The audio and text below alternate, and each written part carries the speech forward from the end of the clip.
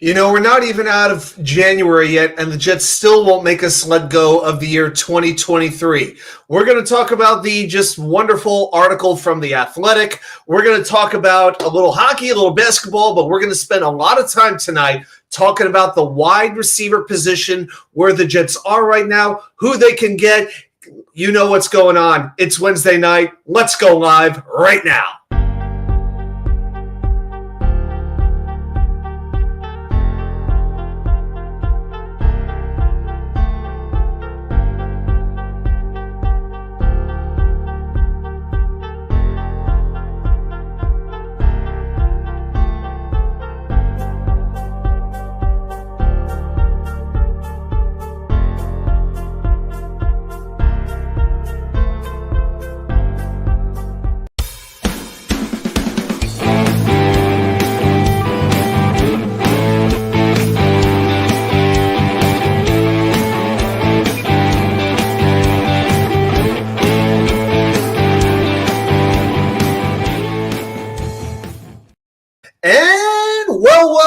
Welcome everybody to New York Sports WickerMedia. I'm Watch2K99. Thank you for joining me today. Whether you're watching live or on delay, I appreciate everybody's support. Let's get a few things out of the way real quick. Please hit the like button if you haven't already. Share with a friend. Let's continue to get this thing growing. And I am ready. I have been ready for hours to go on the air. I was waiting for 10 o'clock to come, like the entire workday. But I am happy to be here right now. But before we get into the sports, I got to take a moment and just say this. I'm thankful to even be doing the show tonight because I've had some computer problems for the last couple of days. So I'm just going to break down what happened real quick. So Friday night, I have a Lenovo ThinkPad, an IdeaPad, had it 6 months. I got it just so I could do this live show. That was pretty much when I got the computer, because if you saw me on the old shows, you know, when I was guesting on other channels, you know, I'd have a few technical issues now and then. This has, for the most part, solved it. So I'm shutting down the computer Friday night, right? And it says, you know, update and shut down, update and restart, which happens periodically. So I'm like, okay, yeah, let's shut it down, update, add the new software. Well, the next morning I try to put it on because I've got the idea I'm going to record on Saturday morning. I'm going to do my preview show for the conference championship games. I got some things on my mind. And I get this screen, like it says like BitLocker, enter your recovery key. I got no idea what the hell's going on. But all I know is I can't get into my computer. I don't know what BitLocker is. I didn't know what a recovery key was. I didn't know anything about this. Apparently, it had to do with data encryption, and somehow the thing tripped, and all of a sudden, I was locked out. I couldn't access it. I didn't know what the recovery key was. So that's why I was doing short videos a couple of times over the weekend, because all I could do is record on my cell phone. So that's why I have not been able to do like an actual video in a week. All I've been doing is short videos for that exact reason. It has been nuts. But thankfully, I want to thank the good folks at Best Buy for a mere $100. It could have been a lot worse. But they fixed it. We are back up. We are ready to go. Had to recover a couple of things, but we're about as good working order as we could be. So I'm very glad to be here. Let's start with that. All right, now let's talk about, before we get into the show, let's say a quick couple of hellos to some of you, my friends here in the chat. The great Jets Mess. He's here, and he is first. Wicker, Jets Mess, I salute you. Good to see you. Hank G. Yep, Hank G is always here, man. I appreciate you being here, my friend. Yes, here we go. Yeah, oh yeah, I got some stuff to say tonight, and today this mouth gonna say it. This mouth gonna say it. 19 NY Jets 69 wants Calvin Ridley in free agency. Well, I'll tell you what, we are going to talk about Calvin Ridley a little bit tonight, and yep, I will let you know how I feel about Mr. Ridley and if I feel he'd be a good fit with the Jets. But I got a few things to say about him. Now we got Carney X Jedi. What's up, Watch2K and the Gang Green fam? Yeah, the gang's all here tonight. Yeah, it seems like everybody's got some content to post today with all the stuff that's going down this week. Who says that the Jets don't make news when the playoffs are going on? We blew that shit out of the water. Oh, Wild Wave, good to see you too. David D is here too. He says greetings. You know we got a lot to talk about, buddy. We got a lot to say. No doubt about it. All right. Of course, trivia will be coming later tonight. I got to be honest with you. I got a lot to get into. I don't know what I'm going to be saying or how late we're going to go. I don't know if we'll even have time for the wheel, but we will see how the night goes. But before we get into the Jets, we got to talk about what's on my mind. So let's do a little bit of 3 and out. All right. So first I'm going to talk a little bit of hockey. With the New York Rangers, Filipino out for the season. He is officially out, so he will stay on long-term injury reserve. Rangers are going to have about $5 million or so to work with. Now they really need a center. That's what they've got to do. They're still in first place in the Metropolitan Division, but Carolina closing in quickly on them, only 2 points out with a game in hand. So some people want the scoring. Some people want the physical presence. Now the target would have been probably Elias Lindholm. You know, the Rangers walking with Elias is what a lot of people wanted. But the news broke tonight. He is going from Calgary to Vancouver for 3 players and 2 picks. Now, this is a center who's going to be a free agent at the end of the season. And so the cost to get him was prohibitive. It's a steep cost for the Canucks. Now, Sean Monahan from Montreal is another center. 29 years old, will be a free agent as well. Having a strong season with 13 goals, 22 assists in 49 games. But here's the problem. The Rangers and the Canadiens, those 2 front offices, they don't get along. This is like the Jets and the Patriots before Joe Douglas came along and was actually willing to make a deal with the devil. Okay, because the Rangers fired Jeff Gorton as general manager. He went over to Montreal. They don't get along very well. All right, so we'll see what winds up happening, but the Rangers definitely have to get another forward somewhere. Let's go to basketball. The New York Knicks, oh my goodness, winners of 8 games in a row, a 14-2 January. Don't worry, Nets fans. Nick Shine, if you're here, I got something to say about your Nets in just a moment. So I didn't forget you all tonight. No. But the Knicks are 3rd in the East. They are as well-run a team as there is in New York, I would say. You can make an argument for the Rangers, maybe for a lesser extent for the Yankees, but you look at the Knicks, there's like no bad contracts, good youth, good coach, good talent, an elite superstar on the team, a team on the rise that has like draft capital, things to work with. They are very well run. And 3-4 years ago, that idea seemed impossible. But is actually true. Even with 60% of their starting lineup out, they beat Charlotte and Utah back-to-back nights. Dante DiVincenzo, my fellow Paisan, keeps stepping up, 33 points, 9 of 15 shooting from three-point range last night. Jalen Brunson, 29 points, 9 assists. The best point guard the Knicks have had since Clyde Frazier. I don't think there's a debate. And the best player they've had since Patrick Ewing.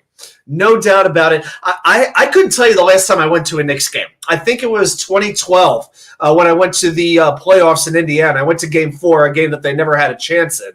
But I may have to figure out a game to go to this year because it's pretty exciting.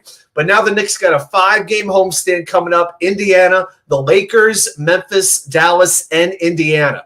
So let's see where the season goes. All right, now I got to spend a minute here on the Nets, on the Brooklyn Nets of New Jersey. Now, they won a game. Right now they're playing Phoenix as we're currently recording. Kevin Durant back in Brooklyn, if anybody cares. But they beat the Jazz on Monday night, 147-114. They improved their record to 19-27. But something happened. It was just pure shock.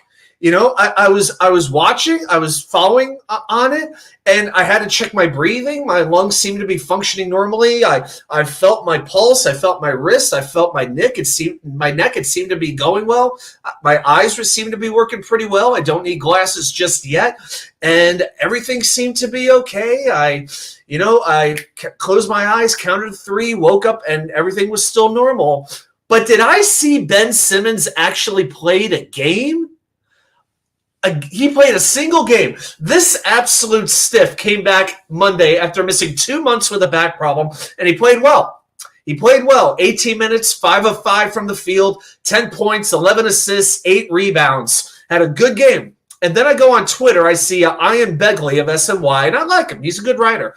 He tweets about this game, and I joked with him, and not that he would respond to me. I mean, who am I? But, I responded to him. I said, oh, don't worry. He'll be out by Sunday. And then the news comes down today that he's out for tonight's game with a knee contusion. Are you kidding this guy? He beat my prediction by 4 days. This guy is a disaster. He makes Mekhi Becton look like Walter Jones. in football terms. The Brickishaw Ferguson. It is unbelievable. Let's recap, okay? Let's recap the Iron Man Ben Simmons. All right, the 2016-17 season, missed the whole year with a foot injury. All right, next 2 years played 81 and 79 games, very good. The 1920 season played 57 games. 2021 played 58. 21-22, he holds out for the whole year with an injury, and that's September. He goes to Brooklyn in the trade for James Harden. Last year, 22-23, his first season with the Nets, 42 games, missed the playoffs. This year, he's played 7 out of, 46 games? 7 out of 46. He has played 37% of his team's games since he was acquired. This guy, and he'd rather be there on the sideline wearing a suit, just trying to look fashionable, trying to look hip and whatnot. My goodness, what a nightmare that trade was, man. Yeah, for the Nets fans out there, how disgusted must you be with Ben Simmons? Wow. Quick hello to the great Papa Yete. Good to see you as well. I am glad that you are here. Quick comment from Carney. I hope we draft McCaffrey, the wide receiver from Rice. The kid will be really, really good and can get him in the 4th to 6th round. He's fast, got great hands, high IQ, a dog, good route runner, and very underrated. When we get into the wide receivers, which we'll do in a little bit, I'm really going to focus on the first day and day 2. I think eventually what I'm going to do is like a sleeper category where I'll take like a little bit from every position.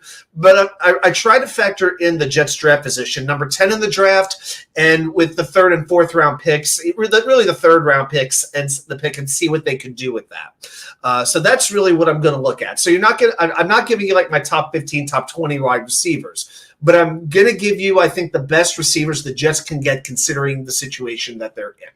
So that's kind of the idea that I have. All right, guys. Well, I think we've done enough with the 3 and out. I think we need to I think we got to flip the color here, right? I think we got to flip it from blue down there to green. Just like that. So there's only one way to start the show. So fire up your lungs, get your voice ready, and let it go!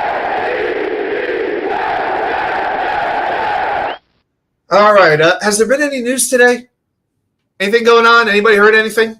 I don't know. I'm trying to find coverage somewhere. Social media, YouTube. Nobody seems to be talking about it. Oh, boy. Every time The Athletic releases an article about the Jets, like an op-ed piece, and Diana Rossini's name is attached to it, it's not going to be good news, right? Diana Rossini just does not like Aaron Rodgers, so anything she writes about him or about the Jets, I'm going to take it with a grain of salt. So I'm of the belief, look, I think that winning cures just about everything. And I don't think that we learned a whole heck of a lot from this article that we didn't already know.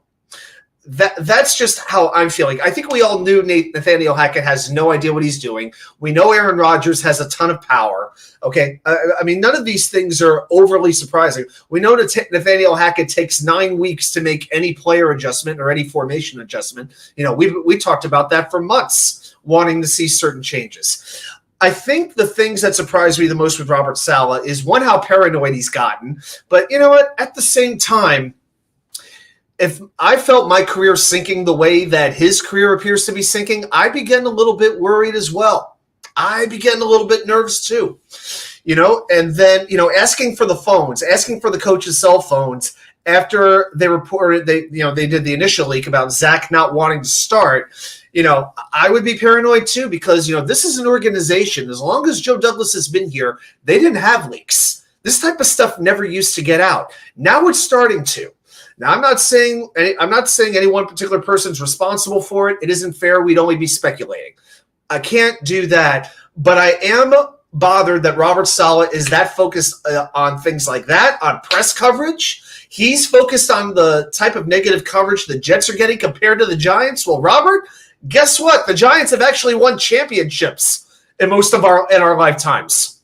If you remember the Jets championship, you're collecting Social Security by now. That's the fact of the matter right now. So, yes, I understand the Jets are going to get more negative coverage. They're not going to get the benefit of the doubt because, you know what? The Jets don't deserve the benefit of the doubt. 13 years without the playoffs, haven't been in a Super Bowl in 55 years, and we're getting the benefit of the doubt. I think Robert Saleh right now is just a broken man. It feels like dead man walking for this guy. I don't doubt that if this team actually started to win a couple of games next season, that he would, that he could thrive. But you know what? The players are going to have to make it work. I don't think this is a coaching staff that's going to get the best out of its players. The players are just going to go out and do what they're capable of doing. Oh, and speaking of a dead man walking, speaking of a man, let's talk about a man who should be walking in the unemployment line, and that's this wonderful offensive coordinator, Nathaniel Hackett. The sins of the father have been passed down to the son. Wild Wave says, I don't think he makes it. I think Saleh's still coaching the team next year, but, if they get off to a bad start, he's going to be gone midseason. There is going to be no coach with a hotter seat. His seat is going to be so hot that, like, the space shuttle is going to be right up under his butt the whole time, unless this team gets off to a hot start. This team needs a fast start. It's always easy to say, yeah, got to get off to a fast start. The Jets need it. The Jets have to erase, and I don't mean one game. I mean a month. I mean like a 3-1, that type of 4-1 type of start. By the way, getting back to the Hacketts, if anybody needs proof of how great a quarterback Chad Pennington was and really could have been, all you need to know is he was succeeding with a Hackett as his offensive coordinator.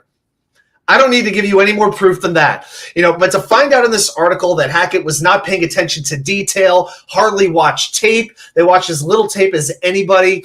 He did not communicate very well. There were certain coaches or assistants he wouldn't even talk to up until game day. I mean, my God. I'm guessing most of us have jobs.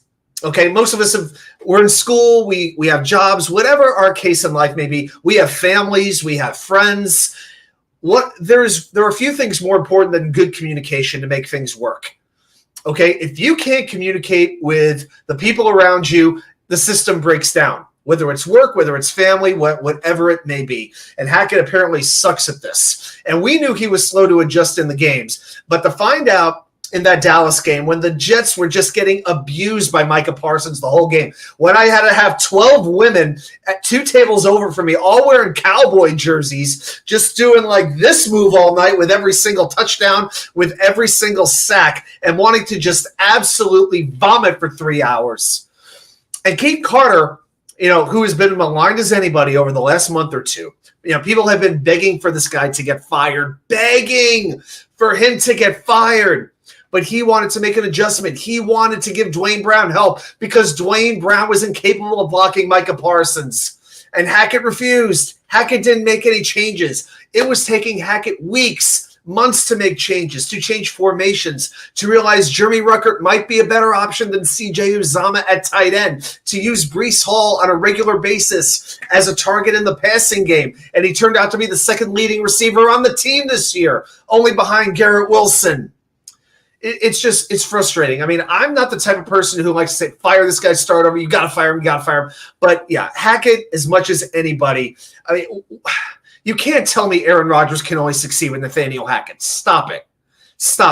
Adam Gase needed Peyton Manning to keep a career. Nathaniel Hackett needs Aaron Rodgers to keep a job now after the disaster he was in Denver. Papa Yeti, if we go 3-4 in contention, do we think Saleh's in trouble? Possibly. I guess it depends on what kind of 3-4 it is. I would think they give him the first half of the season, maybe, unless everything completely falls apart. But I think it's going to be how they play. If we still see the same thing, if we still see penalties and all that kind of stuff, yeah, it's going to be an issue.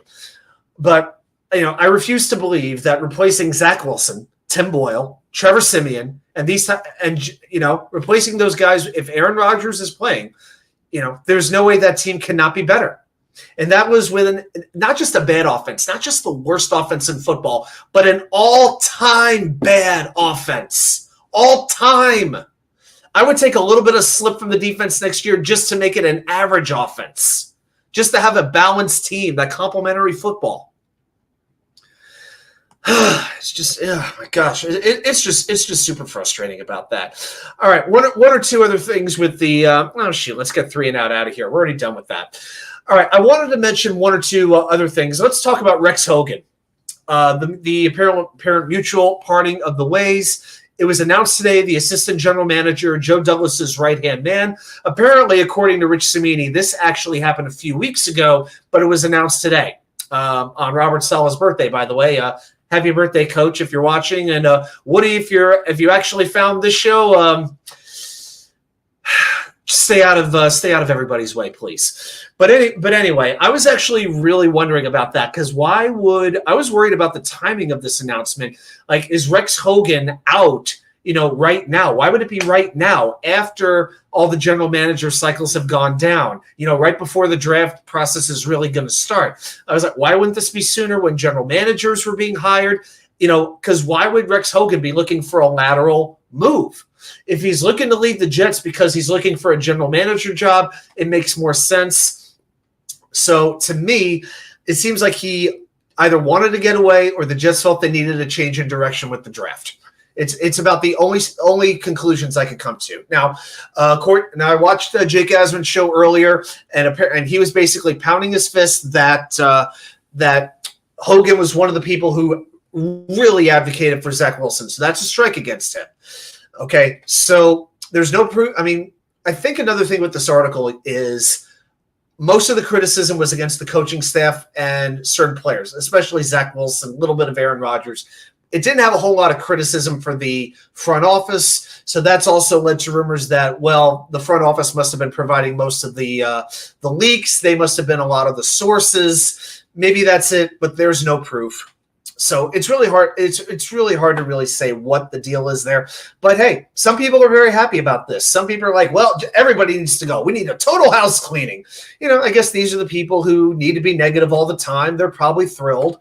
So I guess some people are going to like the move. Some will not. It depends on your perspective. I mean, who's going to take the job? Will they promote a Chad Alexander? Will they promote somebody in their own scouting department? Or will they go outside the organization? So to me, it's a little bit soon to judge this, but let's see if the Jets promote internally or from outside. Okay, and the other thing I want to talk about is Sean Jefferson, the Jets' new wide receiver coach. So he'll be replacing Zach Azzani. Jefferson's a much more experienced coach. And I saw some people losing their crap about this. And I was like, this is what we're going to get upset about as the wide receiver coach, huh? The wide receiver coach is really what has us bothered just because he coached with Adam Gase. He also coached Detroit, Tennessee, and Miami. I think he was there with Megatron. That went pretty well. Now, last year, he was with Carolina. Carolina's offense was about almost as bad as the Jets, in all fairness. But the offensive line was horrific. I mean, that line was Jets-level horrific. Bryce Young had no idea what to do behind center. But, hey, Adam Thielen, at 33 years old, had 1,000 yards last year. Outside of that, it was Jonathan Mingo, who's 22 years old. You've got DJ Chark, who, was good in his time, but nowadays he can't catch a cold. He has about a 9% drop rate. So to me, I mean, I don't know how much you could really blame on a wide receiver coach when the offense is that dysfunctional as it was in Carolina. But I can tell you this. I think that the Jets, they have some decent young wide receivers, which we'll get into in a moment. But I don't feel like the wide receivers, and I'm not talking about Garrett Wilson here. I'm not talking about Garrett. But these other receivers, how many of them really took a step forward? How many of them really produced? You can argue that absolutely none of them did. So I don't have a problem making a change here with the wide receiver coach. So let's see. Jefferson was here before. He kind of knows the deal. Now he's with a new coach. Let's see what he could do. Rusty Spooner, I'm upset we didn't fire Carter. That blows my mind how he still has a job with us. The only thing, if I'm directly answering your comment, Rusty, is that they went through 13 different offensive linemen this year. And what coach is really going to make that work? I'm not saying this is what I believe. I'm just saying that's about the only argument I can make for him to stay. I'm willing to give him one more year. I feel that way about pretty much this entire offensive coaching staff, except Ron Middleton. He could have a lifetime contract. At tight end, keep Ron Middleton. Every other offensive coach I got about no use for right now. But again, I'm willing to let them run it back with Aaron Rodgers for 1 year. And then if it doesn't work, he gets hurt. If they miss the playoffs, they're under 500, clean it out. Then you have to absolutely clean it out. There's no way around it. Hey, Mike Vrabel, still on the unemployment line. Maybe he'll be available next season. Mike Tomlin, if Pittsburgh has the same kind of season or a worse season that they had this year, I don't think Tomlin's going to be around anymore.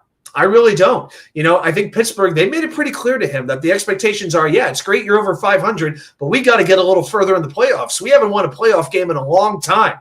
So I still think there's going to be some pretty good coaches that could be hitting the market next season. Ben Johnson, he's back with Detroit this year.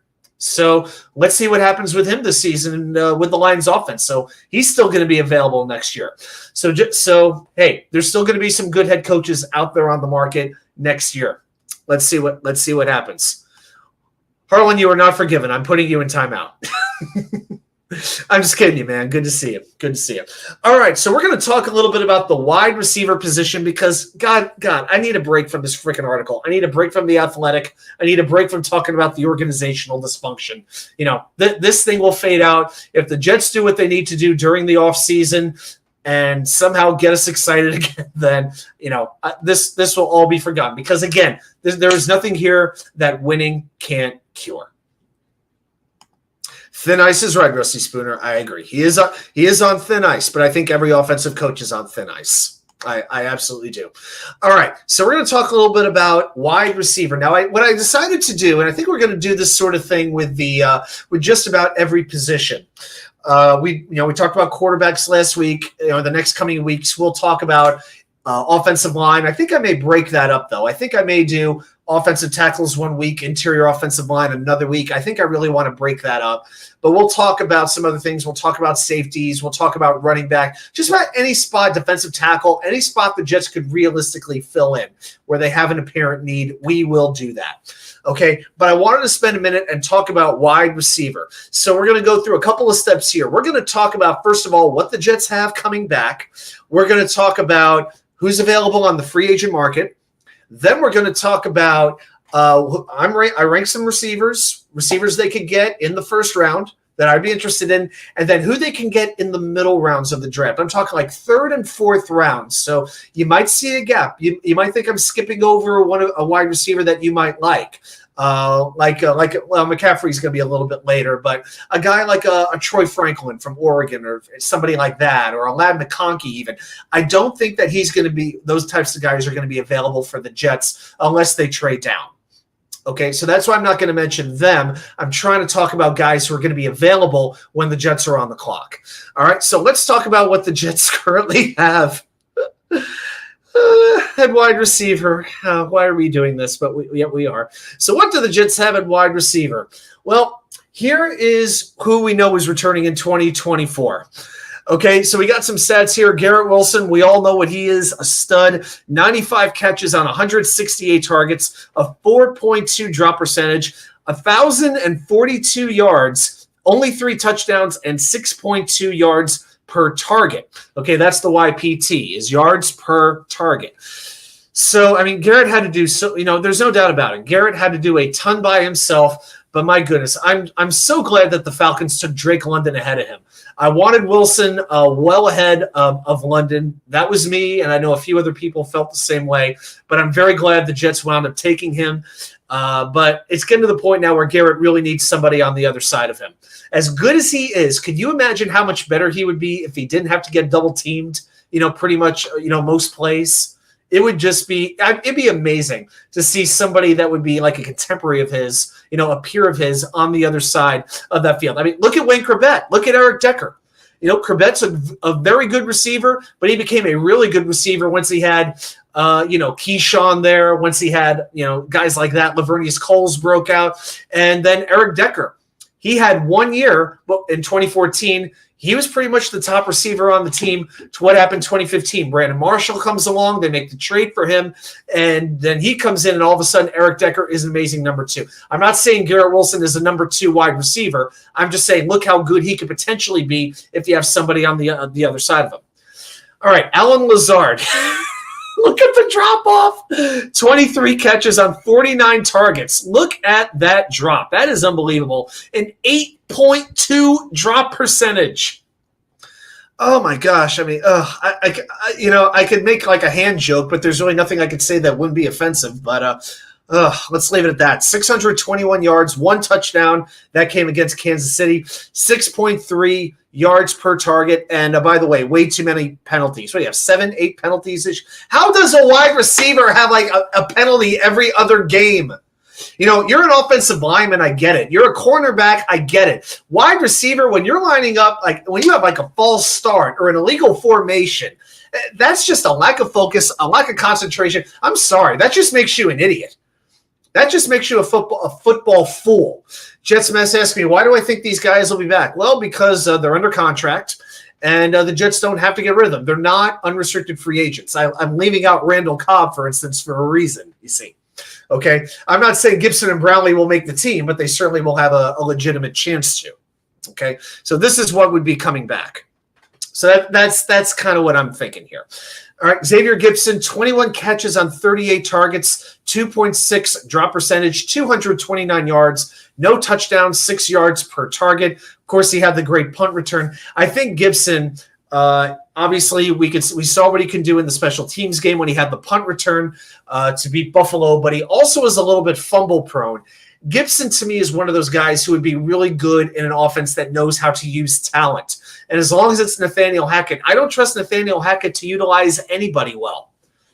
Exactly, Harlan. Randall Cobb is a free agent now. That's why I didn't put him on the returning in 2024 list. Yes, that's why I left Cobb out of this thing.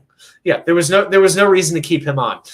Jason Brownlee, it's a little bit funny with Jason Brownlee. He didn't get a whole lot of attention in the passing game. 5 catches on just 8 targets. 0 drop percentage, but on 8 targets, I would hope you have a 0 drop percentage. 56 yards, 1 touchdown, 7 yards per target. So, Brownlee, I feel like started like 2 or 3 games, but he just didn't get a whole lot of attention. So this is kind of the reason, guys, why I like the idea of a new wide receivers coach to maybe help develop guys like Gibson and Brownlee a little bit more.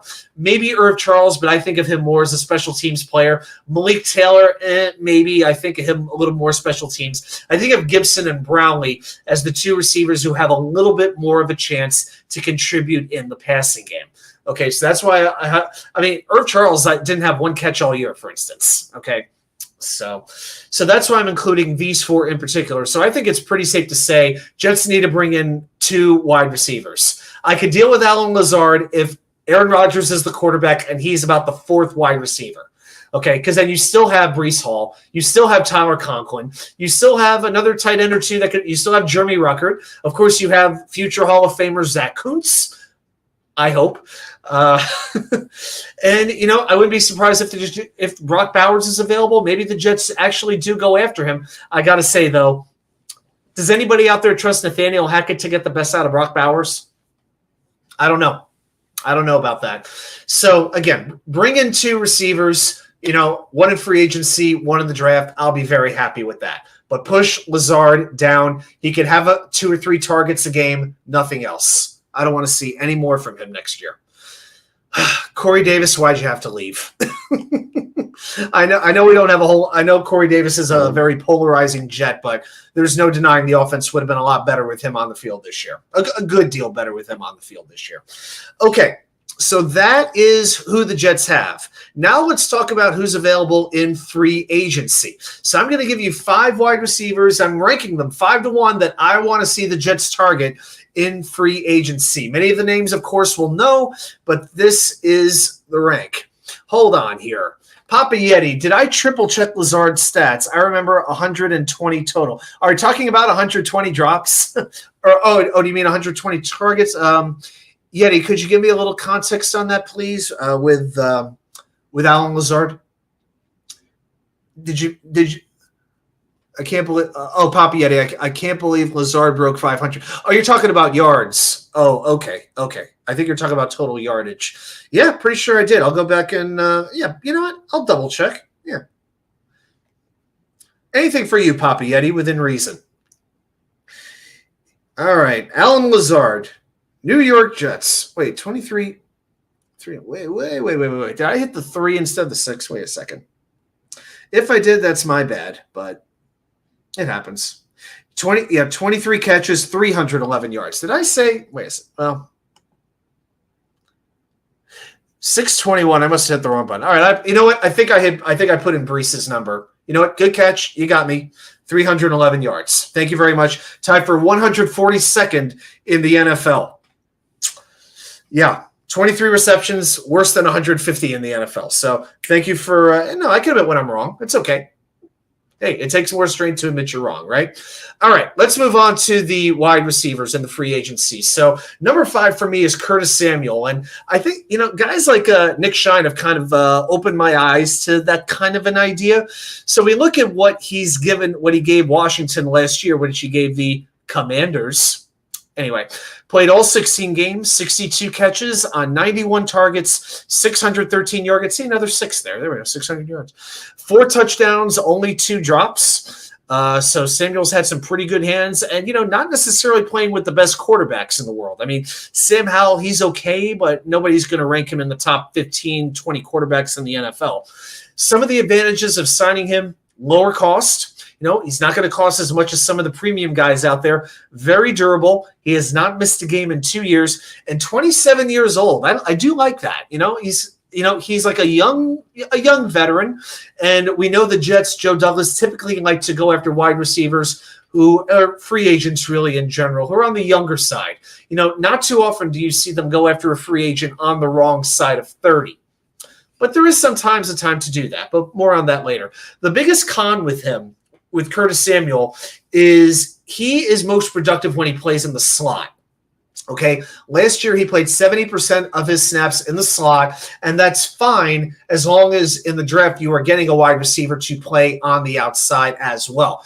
To me, Curtis Samuel, that's fine if it's your number 3. I don't know if that's your opposite receiver across from Garrett Wilson. I think I need one more piece besides that to really feel good about this offense. So that's my number 5. Number 4 is going to be Calvin Ridley. Okay, now I like Calvin Ridley, first of all, no doubt about it. In 2023, let's look at what he did. 17 games, played every game, 76 catches on 136 targets, 1,016 yards, 8 touchdowns, 6 drops. Okay, so to me, he is a real 1A receiver at this point in his career. Okay, he's 29 years old. He's going to turn 30 later in 2024. The biggest thing that I noticed, I think Nania mentioned this, he was a much better receiver when Christian Kirk was healthy. After Kirk got hurt and went on injured reserve, his stats started to fall off a little bit. Okay, so yeah, I like his route running. His route running is about as good as anybody. He runs excellent routes, short, intermediate, deep. He could do that. He definitely adds that vertical aspect that the Jets offense sorely needed this past year. The fact that he can beat a cornerback one-on-one still is very, very much needed. But you have to look at the reliability. How reliable is Calvin Ridley? In 2021, he played 5 games. He got hurt. We know he didn't play in 2022 because of the suspension due to gambling. And then we've just looked at the 2023 stats. The last great season he really had was 2020 when he had 90 catches for 1,374 yards and 9 touchdowns. That was just in 15 games. But here's the thing. He was 26 years old at the time. He's going to turn 30 later this year. So that's like 3 years ago. Is he still that same player? So personally, I'd be willing to give him maybe a 3-year contract. I wonder what kind of cap it would the Jets would have to absorb to take that in. I would be looking for a way to get out of the contract after like 2 years. Or even give him 4 years. As long as you can get out of it in 2, I'm fine with it. So, yeah, and again, I'm leaving off certain guys here like DJ Chark, Hollywood Brown, guys like that. So Calvin Ridley for me is probably my number 4. But again, I'd still be very happy if the Jets got him. Number 3 for me is Michael Pittman. I don't expect him, if I'm being honest with you, in my heart of hearts, I don't think he hits the market. I don't think Indianapolis is going to let him get away. That's my biggest concern. But we look at him in 2023, 116 games, 109 catches on 156 targets. That's pretty good. 1,152 yards, 4 touchdowns, 3 drops. So good hands. He did commit 8 penalties, though. So that's a little bit of that's not too good. You don't like seeing all those penalties, so that is a concern. But you look at the size he gives you. 6'4", 220 pounds, only 26 years old. He has a super high floor. I wanted him. I think a lot of us wanted him in the draft when he came out a couple years ago. Unfortunately, the Jets were just not in any position to draft him because Indianapolis snatched him up very early in the second round. Papietti bringing in his receiving targets. Number 1, Garrett. Number 2, Conk. Number 3, Brees for receiving. I think Brees was a little bit ahead of Conk. I mean, remember, Ty Conklin did not have a touchdown last year. And I like Conk a lot. But now Brees, I think, had a little bit more yardage, receiving yards than Conklin did. But but that can't be your 1, 2, 3 again. It just can't. Good as they are, we got to get another legitimate weapon in there. So if I had to bet on one of these receivers getting locked up, I actually think it's going to be Michael Pittman. But if he does break loose, the Jets should be all over it. Absolutely all over it. The next one, number 2 for me, is Mike Evans from Tampa Bay. 6'5", 231 pounds. 17 games played last year. He had 79 catches on 136 targets, 1,255 yards with Baker Mayfield throwing him the football. A league-high 13 touchdowns. Wow. Still leading the league in touchdown receptions. That's pretty impressive. He did have 7 drops, and we did see that in the playoffs, as Rusty's pointing out in the chat. We did see some big drops for him, but I got to tell you, his drop issue, he's actually gotten better with that over the last couple of years. His drop percentage has actually improved from the time he got into the league. It's not solved, but it has improved. Now, you do have to be a little bit worried about the fact that he is 30 years old right now. At what point does the production start to slip? He's had, I believe, 9 or 10 1,000-yard seasons, super durable, amazing red zone threat. And I will say this right now, anybody who can help us in the red zone, anybody who can go up, has a good catch radius, and can just snatch that ball away from a defensive back, we need a guy like that on our team. And when we get into the draft rankings, you'll see exactly what I'm talking about. Okay? So while he is old, the production is very, very consistent. And here's another thing that might help the Jets get him. Tampa Bay is going to have some cap issues. They've only got, after this season, 40 players under contract. They got to sign a quarterback. They either got to keep Baker Mayfield or commit to a free agent quarterback, because they're probably not going to be in a position to draft somebody who's going to be starting for them next season. Okay, the rumor that I heard, I think this was according to PFF or somebody, that he wants 3 years, $80 million. He basically wants Cooper Kupp's contract. That's what he's looking for, but I would not be surprised to see Evans get 4 years at this point. And again, that's fine as long as you can get out of it after 2 or 3 years. Yeah, I would love to see Mike Evans as a New York Jet. Absolutely. Maybe he's looking for a new challenge at this particular point. And again, people say, why would the Jets be attractive? Well, if you're a wide receiver, why wouldn't you want to catch passes from Aaron Rodgers? Why wouldn't you? But the number 1 target for me is going to be T. Higgins from the Cincinnati Bengals. We look at 2023, played only 12 games. Yeah, that was a tough fantasy pick that I took, but we got through it. But 6'4", 219 pounds, great build, 25 years old. The fact he's 5 years younger than Evans is a big deal. He did deal with a few injuries this year, but again, 12 games, 42 catches on 76 targets, 656 yards, 5 touchdowns, 7 drops. But we saw later in the season, since he was playing Pittsburgh, some of the amazing plays he made, when he was able to basically snatch the ball away from a defender and he did that quick reach over the pylon to get the touchdown. His athleticism is just top notch. Absolute top notch. And you got to think about what Cincinnati's going to be looking at here. Jamar Chase is going to be a free agent after next year. Tyler Boyd is a free agent now.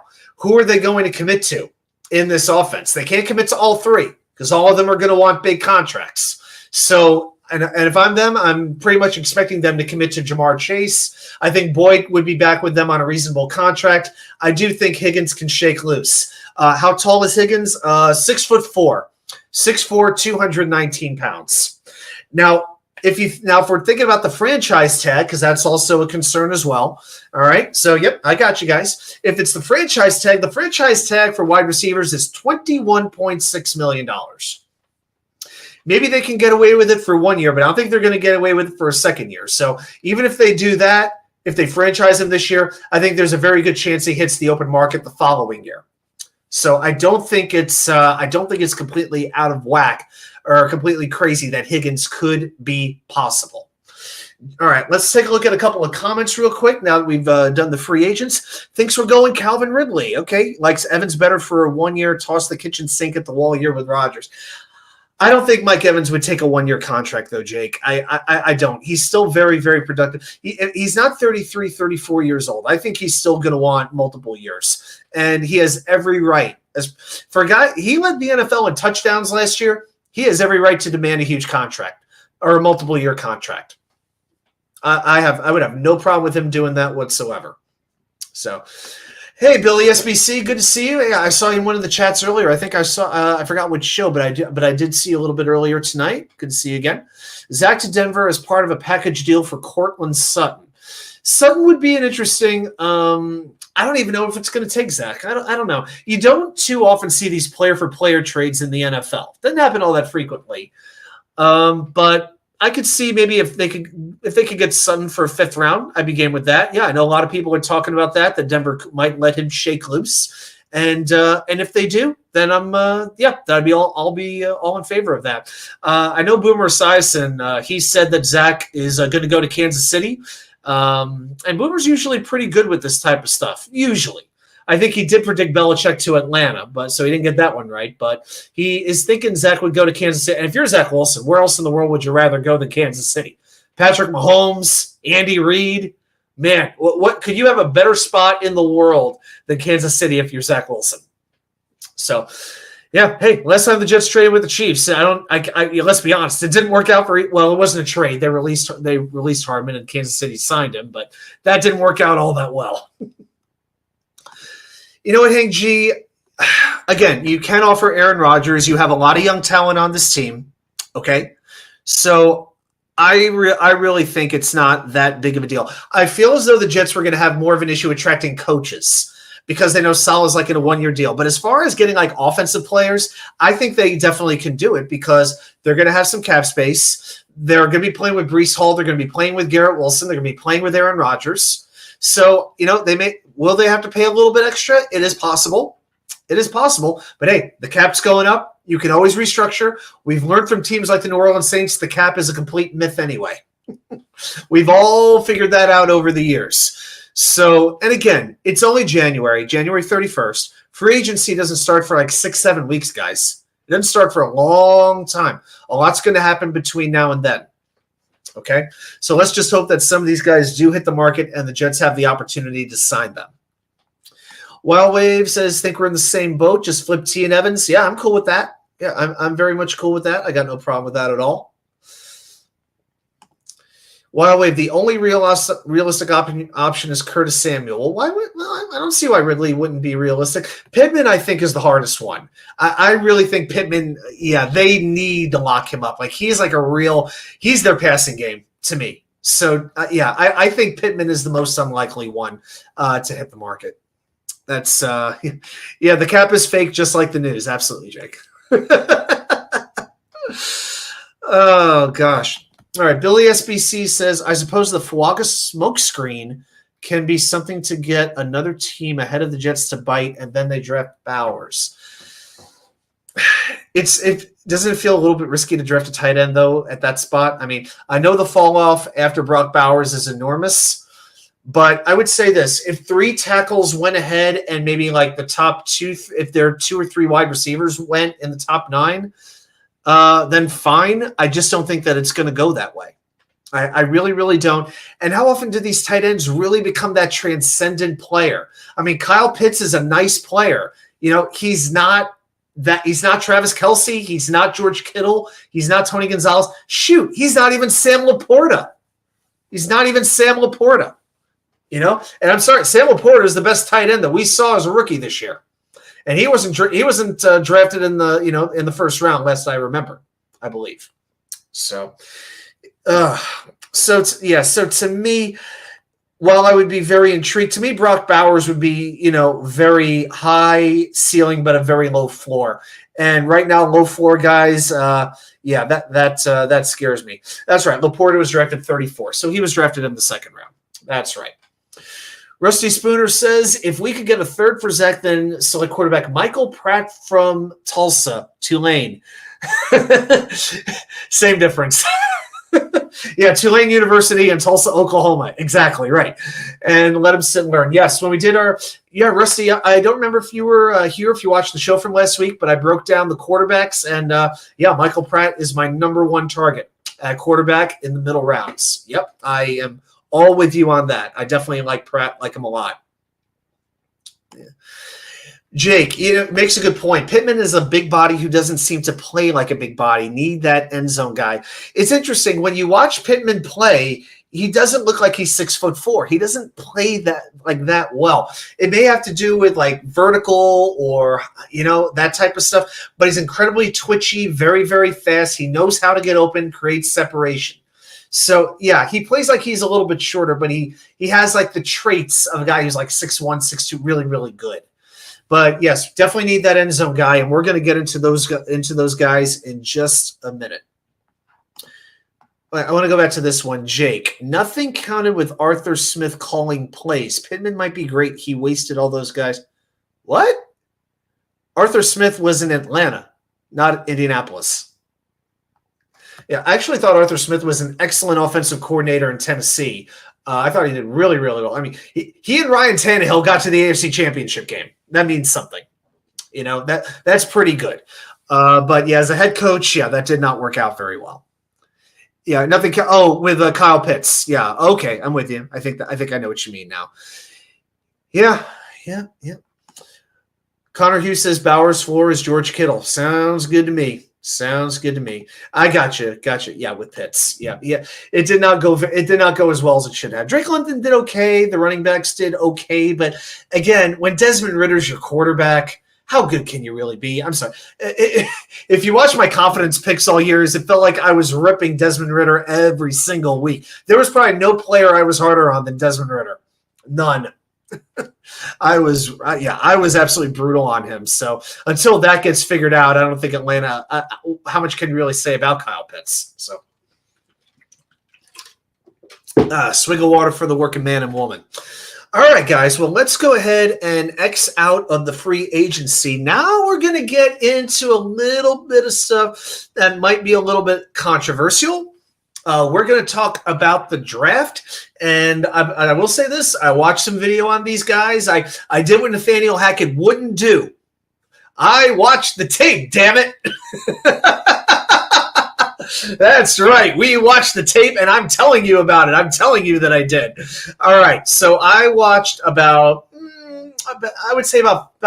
15, 20 guys, watched their clips. The biggest thing that I try to do, and it's very hard to do this, it's very easy to find highlight tapes, but I also try to find where they made their mistakes, because it's like, okay, you can always show me your high moments, but when you have a low moment, what does that look like? Knowing the strengths, knowing the weaknesses. This is like the first time, I think, along with last year, that I really started to do this. But this year, I'm trying to take it a lot more seriously. I'm trying to be like a Dom C in training. No. There's only one Dom C, and he's the best to me. But I did want to really come at y'all today with my opinions on these wide receivers, rank certain guys, tell you what I think some of them are going to be, what I see as their strengths, their weaknesses, and who I would want to see the Jets draft. So here's what we're going to do. All right, so that's the free agency. I'm going to go here. We're going to start with, you know what, guys? I'm going to let you all make this choice. I'm going to give the power to the people. I've got two presentations here. We can go with the early targets or the mid-round targets. First person to either type early or mid, that's what I'm going to do first. Do you want to see the early picks first or the mid-round picks first? I'm watching the chat. Say early or mid, and the first response I see, that's what I'm going to go with. Mid. Okay, Rusty Spooner wins. All right, Rusty Spooner. We're going with the mid-round picks. Hank G, too late. Wow. It's 10:53 already. Guys, we're going to be here for a while. So, hey, drink your caffeine, go get some more cheese dips, some more popcorn, whatever it is you got to have. Crack open a beer, because we're going to be here for a little while tonight, guys. Yep, we got some things to talk about. All right, 7 wide receivers the Jets can target on day 2 of the draft. Now, of course, the Jets Have a third-round pick as of right now, no round 2 pick. So I'm not really including the wide receivers who I feel are going to go in the second round, early in the second round in particular. Guys like Alad McConkey, who's doing really well at the Senior Bowl. A guy like a Troy Franklin, I don't think that's a very realistic target. But I am going to give you all one bonus, okay? Hypothetically, let's just say the Jets made a trade. Let's just say it happens. Let's say they trade down from 10 and they trade down in the first round and manage to get maybe a second round pick, or they trade, into the second round and pick up maybe a 2 and a 3, something like that. Who knows what they might do? It could happen. And Jake's already reading my mind. He thinks we're moving Huff for a second. That was the next thing that I was going to say. Let's say they do trade Bryce Huff for a second round draft pick. And it's still my opinion he won't be on the Jets next year. I can live with it. I could take a little step back with the defense as long as they're using it to get an asset for this year. I'm willing to give Will McDonald that chance. Again, I could deal with a small step back on defense to take a bigger leap forward on offense. So I'm going to give you so let's start with the mid-round picks. Okay, so I'm going to move down here. So the number 7 guy for me is Jacob Cowing from the University of Arizona. All right, so I'm going to give you some pros and cons with him. First of all, he is at the Senior Bowl. Haven't heard a whole lot said about him.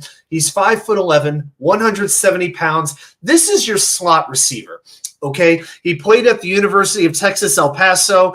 He's been even better as a Wildcat. He's had over 30 touchdowns in college.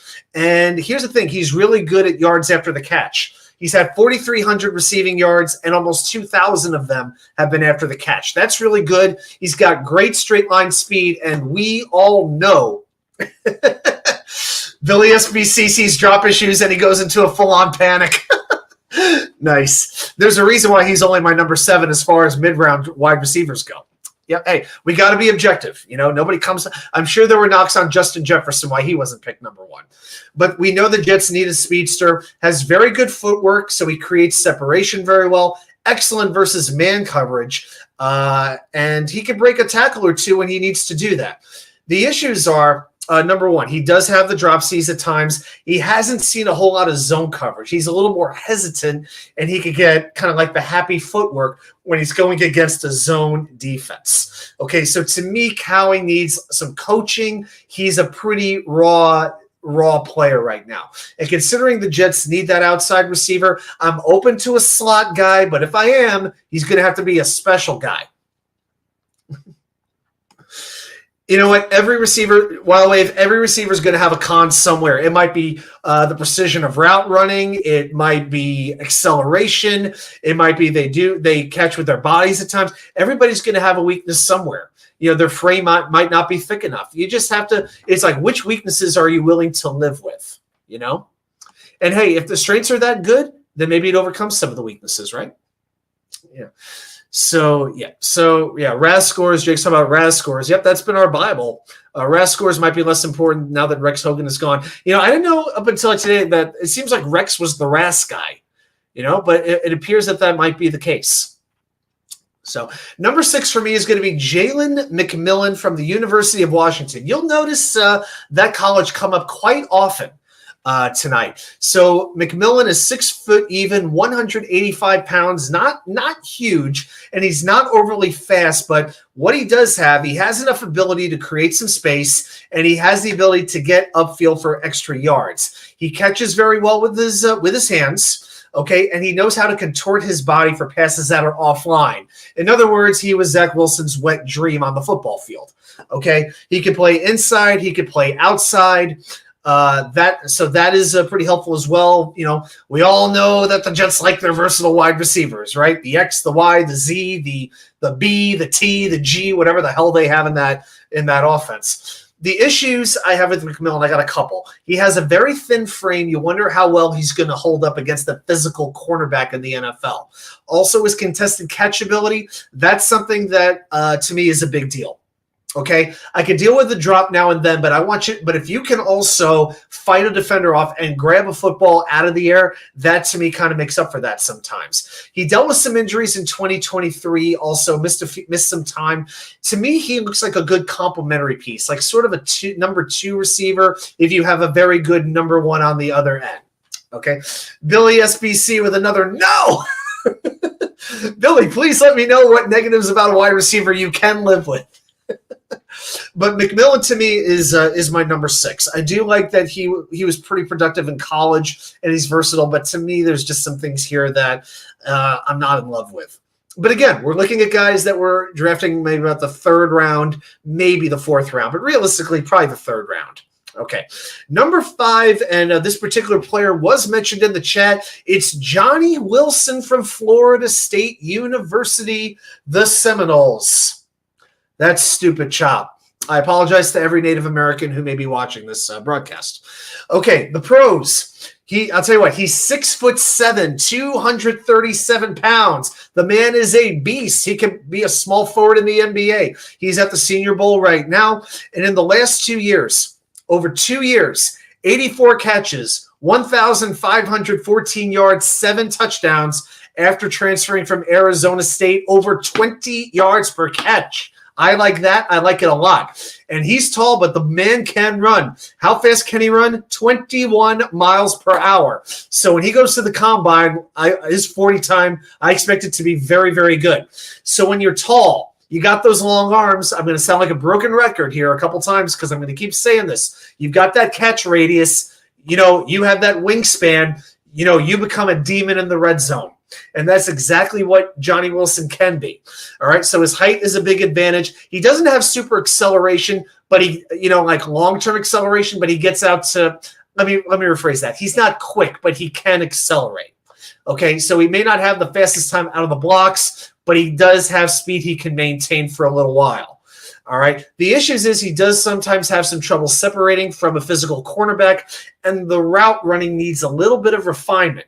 Okay. He tends to sort of round off his routes a little bit. It's not like sharp and quick like you'd want it to be. And his hip flexibility, if you want to get really, really specific, Jake, I'm going to tell you right now, his hip flexibility, he's not the most limber, flexible guy. He's a little bit stiff in the hips is kind of what he looks like.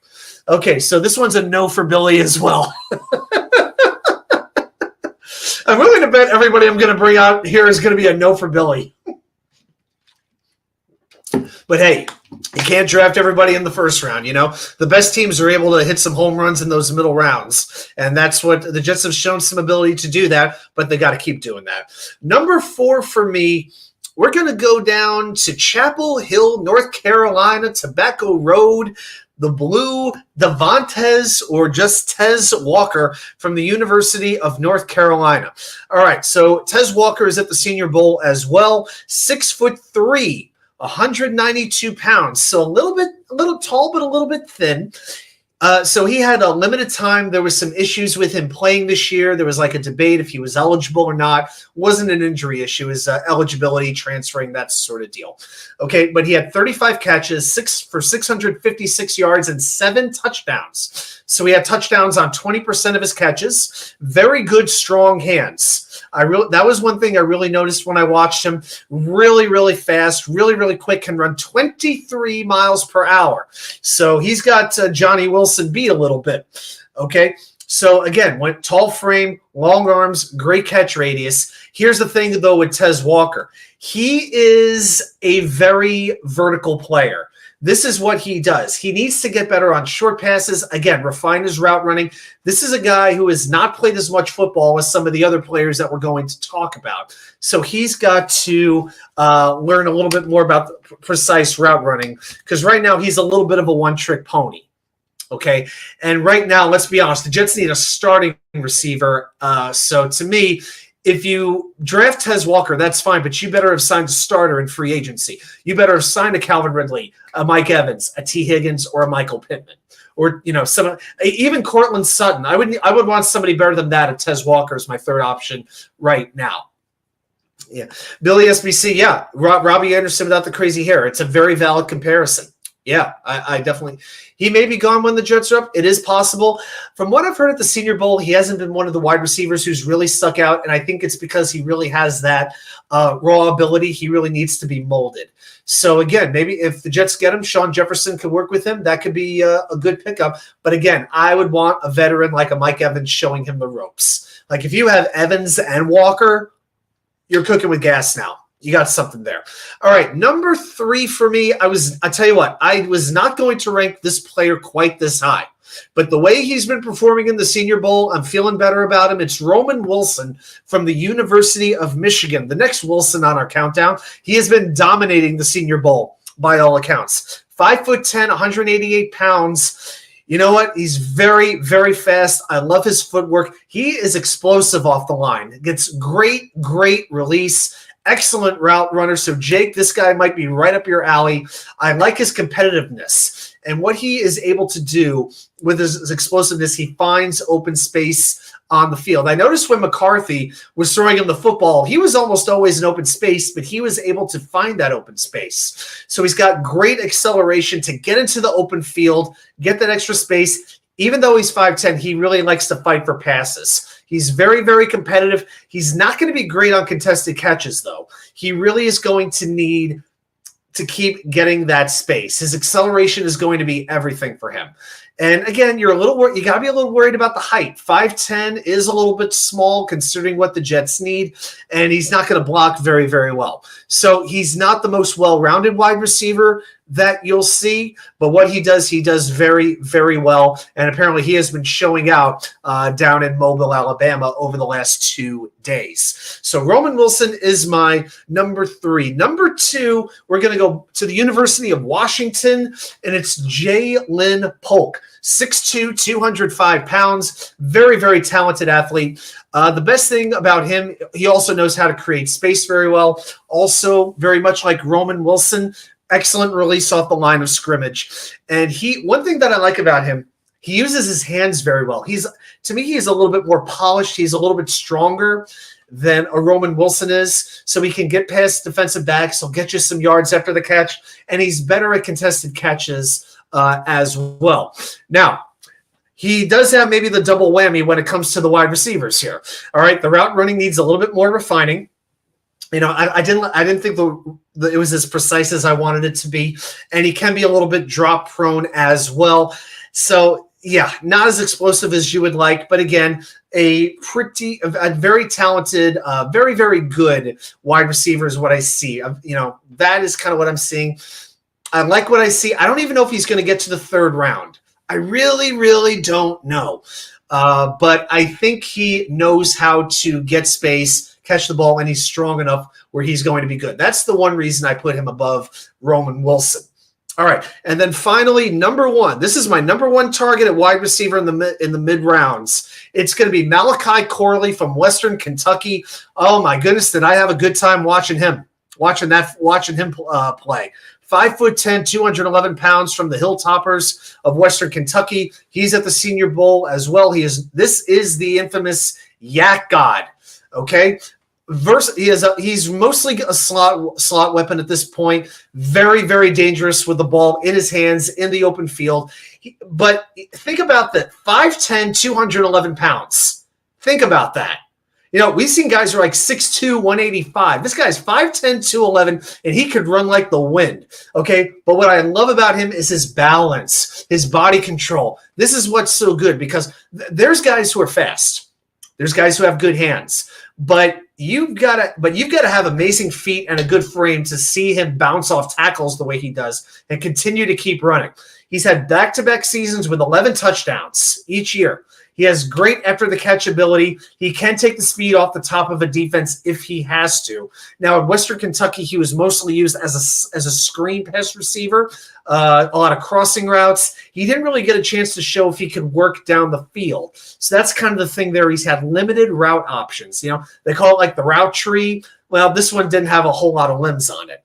Okay, and he didn't play the greatest competition playing in Conference USA. You know, Wild Wave, it's pretty interesting. I want to highlight your comment because I feel like every year there's 2 or 3 guys who are saying, this guy's like Debo, this guy's like Debo, this guy's like Debo. It's like Debo is like the easy comparison right now, you know, when somebody has that speed, you know, when they have that kind of ability.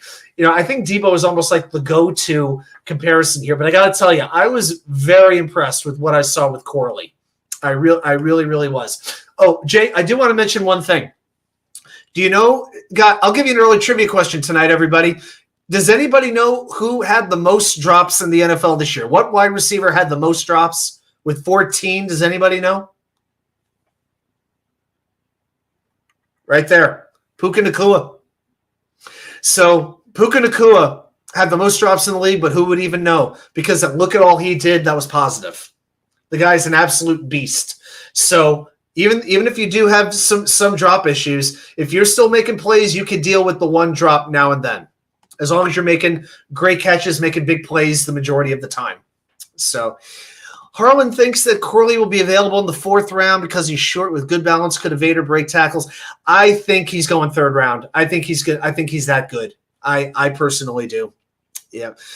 Oh, Puka won your fantasy league. I beat Puka in the finals. I did. Hey, Christian McCaffrey. I picked him number 4, and that did everything for me. Thank God I had Christian McCaffrey. He basically made my season. All right, so those are my mid-round wide receivers at this point. All right, now I'm also going to go back now and give you – let's get out of here. Okay. Haven't decided what we're going to do next week, which position, but I'm thinking I'm going to wait on offensive line for a little bit. I think maybe we'll do something like defensive tackle or something like that. And I'll look at like mid-round guys on defensive tackle. Okay, just something like that. I don't want to do all the big needs first. We don't want to do everything immediately. We're going to take our time and, do like a mid-round need here, an early round need here, a free agent need here. Just got to spread the wealth out a little bit, So we got to do that. All right, we're going to talk now. I'm going to give you guys 5 wide receivers the Jets can target early in the draft. Considering they're at number 10, I'm focusing pretty much at the top here, looking at my top 4 wide receivers, but I'm going to give you one bonus. So I'm going to give you that scenario. If the Jets were to get that 2nd round pick late in the 1st, early in the 2nd for Bryce Huff, something like that, I want to give you one additional wide receiver that I really want to get, and that wide receiver is going to be Xavier Legette from the University of South Carolina. That's right. Let's bring the Gamecock to Gotham. That's right. It's the guy who made Spencer Rattler look unbelievable. This guy. You want size? You want speed? Okay, 6'3", 227 pounds. He runs a 4.3 40.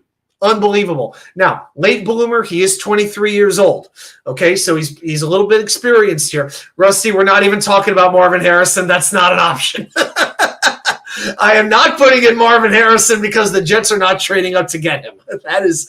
Marvin Harrison is everybody's number 1. Marvin Harrison is the list.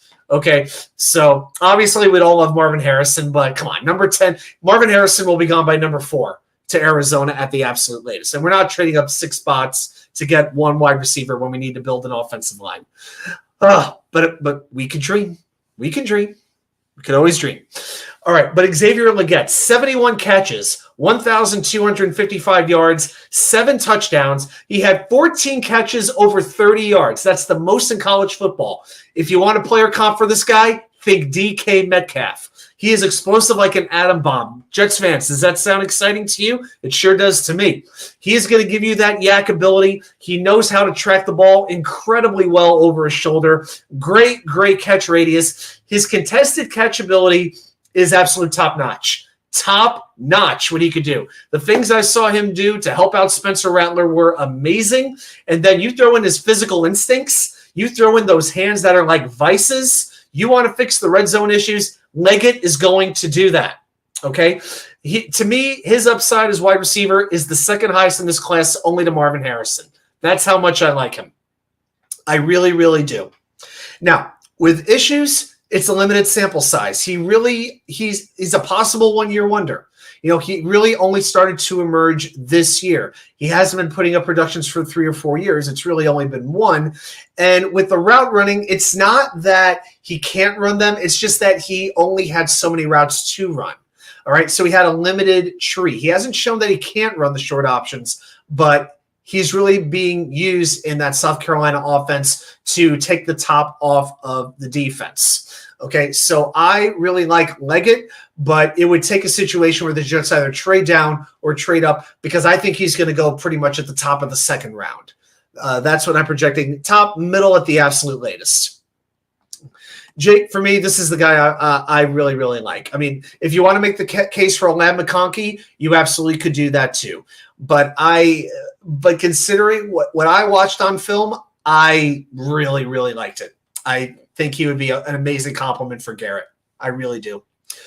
All right, so then we go to my number 4 wide receiver. And again, Marvin Harrison would be number 1. So overall, this would be my number 5. But for the purposes of this, it's going to be number 4. It's Brian Thomas from LSU. 6'4", 205 pounds. Amazing release off the line of scrimmage. That's one of the things that I really, really like about him. He's coming off a season where he caught 78% of his targets. 78% target. That is really, really good. 78% of his targets for 1,177 yards, 15 touchdowns, and had a contested catch success rate north of 53%. His drop rate was about 6.8%. Not great, but still pretty good. So he has really good arm length. He's very able to get rid of defenders with those long arms. That makes him very good on contested catches. And he's also hard to tackle because he's a very fluid runner.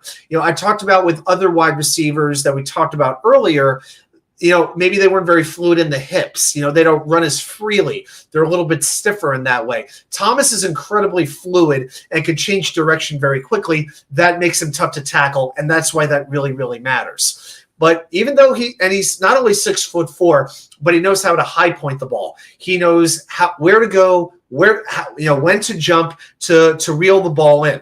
Now, my issues with him, he only had one really notable season, kind of similar to Leggett. Also, he didn't get the best competition, I feel. He didn't get the best because Malik Neighbors, we might talk about him later, but Malik Neighbors, I feel like, got a lot of attention, and Thomas was like the second option in the offense. Okay, and also Thomas does need to learn more routes. Right now, he's really good on vertical patterns, crossing patterns as well. But Brian Thomas, the fact that I think he led the college football in touchdowns with I think he did lead. 15 touchdowns. That was the most in college football. Okay, so I do like Thomas quite a bit. Now, my number 3, this might surprise you, but it is Malik Neighbors. Okay, I'm putting him Wild Wave. I know. We're talking about him right now. Now, this might outrage a few people, but there's a reason why I'm doing this. Number 1, I am looking at who can complement Garrett. I am looking for a little bit more size. Malik is 6 foot, 200 pounds. He's a little bit smaller, very, very explosive, though, super fluid, like we talked about. Great release off the line of scrimmage. I think what I like most about him, very, very crafty. He knows how to get space against man coverage, but he also can get room against zone looks. Okay, this isn't a player who has seen man or seen zone. He's good against both, but he's great after the catch. 89 catches, 1,568 yards, 14 touchdowns, averaging 14.5 yards per play. Can pretty much be versatile. Play wide, play the slot, a little bit of everything. So why do I have him ranked only as number 3? Tigo! I watched your video a little bit earlier. Everybody, after we're done, make sure you give Tigo's video a watch, where he spent a little time talking about like we talked about, the just amazing job that The Athletic did with that article. So, but yeah, Tigo, I'm very glad to see you here, man. Very, very glad. All right. So with Malik Neighbors, what are my issues with him? Well, he's had there's the perception out there that the motor is a little inconsistent. Not saying taking plays off, but if he's not the target, he may not be running the route to the very end of the route. And to me, that right there, that does worry me. Oh, Tigo, dude, we already went through the mid-round picks. You'll want to rewind this one. I talked about some third-round guys. We've already been through about 9-10 receivers, my man. We've been through a lot of them today. For sure. So and not that you're ever opinionated, but I'm sure you'll agree with everything that we had to say. Oh my God, Tigo! He ain't. I know he's from Tigoslavia. He ain't Switzerland. He's not neutral on nothing, and that's one of the things I love about him. All right, but Neighbors, to me, the vertical game needs a little bit more improvement, taking the top off the defense. And he's not really a blocker. And we know the Jets love blocking wide receivers. So I think for other teams, he would be a perfect fit. I think in this case, he'd be very good on any team. I just don't know if he is what the Jets are looking for right now. So that's my number 3. Number 2, some people might think I have this guy a little bit high, but I really like what I see with him. From Florida State University, it is Keon Coleman. This is your big physical ex-wide receiver at 6'4", 215 pounds. This is the classic ex-wide receiver, elite size. He's got the mass, the perfect build for a wide receiver. Really, really good hands. A 4.2% drop rate in college. Never really had the best quarterbacks throwing him the ball, but he has 18 touchdowns over the last 2 years. 11 touchdowns on 46 catches in just 12 games last year alone. His separation ability, from what I've seen, is pretty good, but quite explosive. I think my favorite thing about him, though, is the contested catches. I think he is the best at contested catches I've seen in this class, ahead of just about anybody else you want to name, aside of probably right up there with Harrison. Coleman might even be better at Harrison at the contested catches. And he's super confident. He's super aggressive. He plays football like somebody just pulled a string and just let him go. And it's just go kick ass, go dominate. He plays with some anger. He will go up there and just snatch the ball away, not just hold it up there and come down with it. He will rip it out of a defender's hand, and I love that for him. Yeah. Well, I know Wildway thinks I'm a little crazy, but that's okay. That's okay. Billy SBC, are you rejecting all of these also? But I really like wide receivers who can get contested catches. Okay, throw in the size. Now he's not an absolute burner. He's not the fastest receiver. He's not Malik Neighbors with the speed, and he needs to bring a little more tenacity to the blocking game. He can do it, but he needs to bring a little bit more energy when it comes to that. I think, how bad is the speed, Jake? Give me one moment here. I'll tell you in just one. Give me 1 second. I could find his scouting report here. Yeah, Bleacher Report NFL Draft Buzz. Here it is. Yeah, here it is. 4.45 seconds. So that's around the 70 percentile for wide receivers. So again, he's not going to be the biggest burner of all, but he is going to be a big help in the red zone in those types of spots. And I think that's a pretty big deal.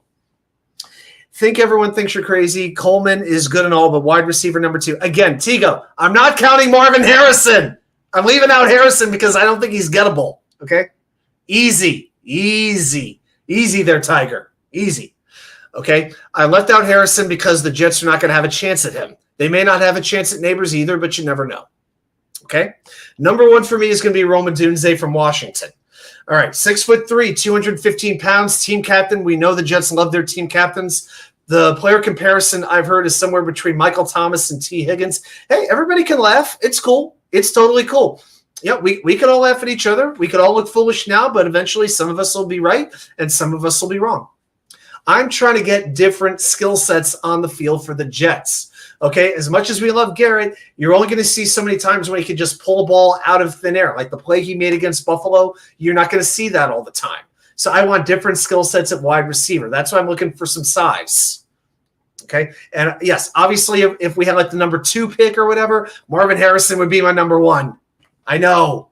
All right. But Odunze, very aggressive, very powerful after the catch. This, to me, is a little bit more Deebo Samuel. I see Deebo in him, but a little bit bigger. Very good at contested catches, very good at deep catches. That's his strength. He loves to attack the ball just like Coleman does, but Odunze is going to give you a little bit more speed, long arms, the tall frame. I really like that. He's played wide, and he's played in the slot. Okay, 967 snaps outside, 318 in the slot, had 1,326 yards receiving, and 13 touchdowns. Pretty darn good. Okay, now his separation isn't great, but here's why it's not as huge of a deal. He has amazing concentration, and his reactions are lightning quick. Just super fast twitch reactions. When he makes the biggest plays, what Odunze does well, he makes double moves. It's back shoulder plays when Penix finds him. And Penix had to trust Odunze to make a big play. So that's what it's really all about. And that's why Odunze is so good. And if Aaron Rodgers is throwing him the ball, once they get that connection going, it's going to work out very well. I'll tell you another thing I like about him. He's one tough SOB. Odunze played through a punctured lung and a broken rib in September, and he still kept playing, which is amazing. Now, with the separation, I want that to be a little bit better. He's got to use his hands a little more, and he's not a great run blocker, but you know what? If that's his biggest issue, we can live with that. I know that's a deal breaker when they can't block as well as we would like, but that's what we're looking at here. I think at least 2 wide receivers. We all know Harrison is going to go. I would expect at least 1 wide receiver to go as well, whether that's Neighbors, I think is most likely, possibly Odunze. But I've got a good feeling one of them will make it. Some of the other guys I looked at, guys like Troy Franklin, I love the speed, but I didn't love not as much else. I think he's going to be a second-round guy. Ladd McConkey is working his way up too. So, Brendan Rice could be a possible sleeper. From what I hear, he's been looking very good at the Senior Bowl as well. But again, what I tried to do is figure out where the Jets were and figure out some realistic targets, since wide receiver is one of their primary needs. So, hey, agree, disagree, it is completely good. I just hope you found it good. And, hey, I learned a lot doing this. Hopefully you all learned 1 or 2 things too. And that's really what this stuff's all about, right? Okay, so here's what we're going to do. It is 11:25. Yeah, man. Sometimes I'm like, how am I going to fill up an hour sometimes with content? Tonight it was no problem. Yeah, this was about as easy as it gets. Yeah, Jake, actually, Wild Wave with a good question. Jake, who else ain't making it to us? I'm willing to bet Caleb Williams won't make it to us. That's a pretty good bet. Hey, look at it this way. If 3 quarterbacks get drafted in the first 9, and I think there's a very good chance that happens, you got to figure at least 1 or 2 defensive linemen are going to go. Lottie or whatever his name is, I can't say his name right now, but he's had a very good Senior Bowl going up against Fuaga. The 2 of them have had a great back and forth. They're both standing out very well. I think he could go in the top 10. Dallas Turner could go in the top 9, I should say. Okay, so if you get 2 defensive players and 3 quarterbacks, if that happens, that's 5 picks. Then you only have 4 left. And then and Harrison's going to go 2, but then between Neighbors, Odunze, Fashanu, and Alt, you're guaranteed to get one of those 4 guys. It's very possible. But to me, the most important thing is that 3 quarterbacks have to go. That is everything. So that is pretty much what we're looking at there. All right, guys, it is 11:26, and yeah, we got a good turnout here in the chat tonight. Hey, I'm going to go back in on the phone and take a quick look here. How are we doing with the likes tonight? How are we doing here? We got 13 likes. All right, we're very close. Again, we get 15. We're going to spin the wheel. So if you haven't hit that thumbs up button, make sure you do it right now because it is just about time. When I go deep into the basement, I go to the most advanced website, paywalls, no paywalls, you never know where I'm going, but I am looking for the best possible trivia question, and I pull it out, and I give it to you every Wednesday night. So let's do what we always do on Wednesday night. It is now time, if you're ready, for Jets Trivia.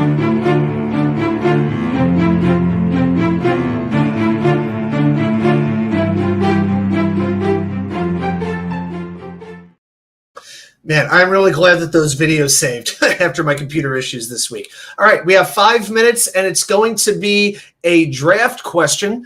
And your question goes like this. The Jets drafted Will McDonald at number 15. Name the only other 2 number 15 overall picks in franchise history. Trivia time is right. Yeah.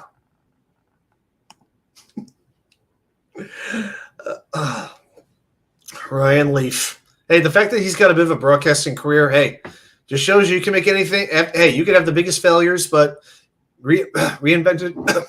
Sorry. One door closes, one door opens sometimes. I'm living proof. All right. So who are the only – so Will McDonald was drafted number 15. Name the other 2 Jets draft picks who were picked number 15 overall. And I'll be looking for your comments down here in the chat. Oh, you know what we have to do now. I think we need to cue a little bit of trivia music, right? Let's see if I can find it. Yep, there we go. There we go. There. Now it feels like trivia time, right? Okay, Jake says Brian Robinson. Is that your answer? Did the Jets draft Brian Robinson, or is that who you have in mind for the draft? All right, oh, good. Hank G says Sheldon Richardson. No, not quite. I think Sheldon was a 13 pick, right? Because D. Milliner was 9 and Sheldon was 13. Rusty Spooner, I think I answered that question for you without even trying. Yeah, D. Milliner, but D. Milliner was the number 9 overall pick. Thank you, John Idzik. Loser. John frickin' Idzik. Yep, Milliner was number 9, so it wasn't him. I will say this. Both of these draft picks happened before the year 2000. I'll narrow it down. In between 1980 and 2000. How about that? Got to go back a little bit for these two guys. See Darren Lee, Vernon Golston. Now we got to go back. Lee Cravette. Yep. Well, Lee Cravette was the scout that scouted one of these two guys, actually. Yeah. The scouting prowess of Lee Cravette. In fact, he may take Rex Hogan's job. They're actually, The Athletic may be reporting on that as well. The eventual hiring of Lee Cravette to replace Rex Hogan. Possible.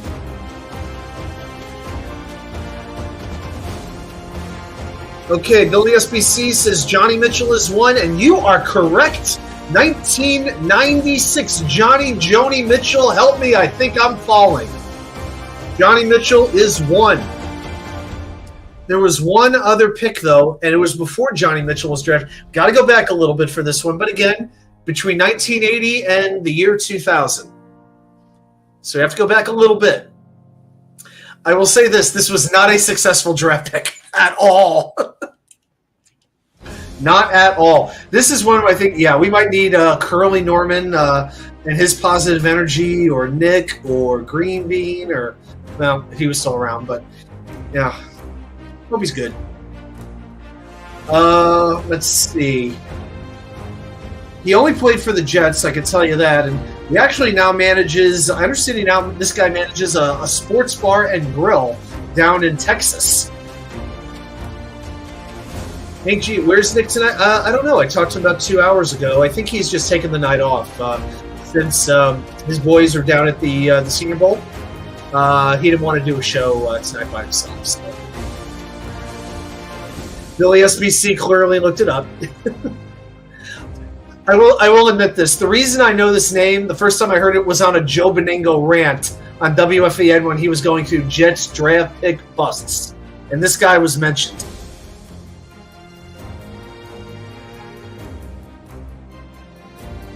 Oh, I think we have some breaking NFL news. We have some breaking news, not Jet related. The Tennessee Titans are hiring Ravens defensive backs coach Garrett Wilson as their defensive coordinator. That's a good get for Tennessee. He's going to help that defense a lot. So the Ravens have lost their defensive coordinator and their defensive backs coach. That means something. Hank G wants to know, is that player on the wheel? No, he is not on the wheel. I wasn't sure if enough people would know him. He's on the draft wheel, though. He is on the draft wheel. Yeah, that's what they say. What you want about the Ravens, but they are always well coached. You know, they made some very uncharacteristic mistakes in that championship game, but they typically play very smart, disciplined, sound football, and you got to credit the coaches for that. Let me see. I'll give you the position here. I think he was a running back. I think it was a running back. No, I take it back. He was a defensive end. This guy played defense. Well, he attempted to play defense.